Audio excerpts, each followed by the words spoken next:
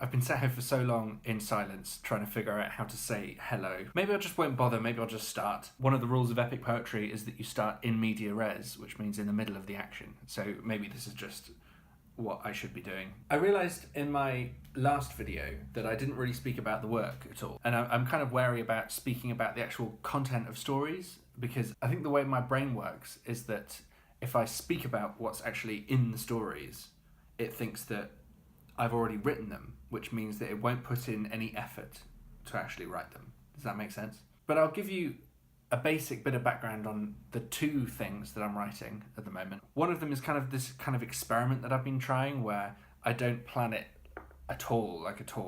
Like I said in the last video, I'm not a big outliner. I don't like planning what I'm going to write too much. Maybe that's a really bad thing, I don't know. This video is very much a stream of consciousness. I think in this case that works for what the story is actually about. It's called Dreams of a Demon Machine, and it's about a machine in the far future which has collected up all the minds of humanity. But it's missed out one mind, and it's driving the machine crazy. It needs to travel back through its memories to try and find whose mind it belongs to, travel back in time and collect the mind. For that story, I was influenced a lot by Chris Marker, the filmmaker, in particular La Jetée. Que l'espace lui était fermé. Que la seule liaison possible avec les moyens de survie passait par le temps. Un trou dans le temps. Et peut-être y ferait-on passer des vivres, des médicaments, des sources d'énergie. Which inspired 12 Monkeys, which you've probably seen, or might have seen, I don't know. And the second project is a science fiction series. It's more of a traditionally structured sort of linear story, I guess, based around two main characters, and it's called Echo's Reach. Now the two characters are kind of working separately, but they'll eventually come together probably. The male character is based on a space station on the very edge of the system, and he watches out in case the star collapses, which it might do at any moment. He kind of runs the early warning system, so if the star is about to collapse, then he gives the warning and people can evacuate and all these ships can come in and catch the debris from the massive explosion. And the female character is running away from a monastery. She was part of a cult and she is trying to escape them, basically. And the cult worships the star itself. They believe that the star is sat in the exact spot where the Big Bang happened.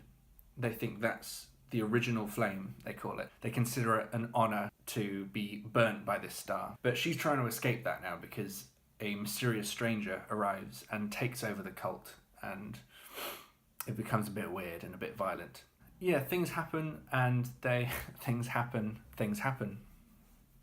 There you go. I probably won't say much more than that about what the stories are actually about until I've actually written them. And then you can read it. Thanks in advance. I've been watching a few other writers on YouTube saying that they don't like focusing on more than one project at once, which I can understand. My personal take on it is I don't really have much choice on the thing that I work on. That sounds kind of weird, but I quite like what Werner Herzog says about how he decides what to work on. He says something about how ideas come to him like burglars. Burglars in your kitchen in the middle of the night. You wake up at 3 in the morning, something stirs, and there are 5 burglars. And the one who comes with the most vehemence at you, with an axe in his hand, or a knife, or a gun. So you have to deal with that one first. And that's how my film projects are coming at me. I think I kind of relate to that as well. If my mind isn't in the space for a certain thing, then I just won't work on that for the day.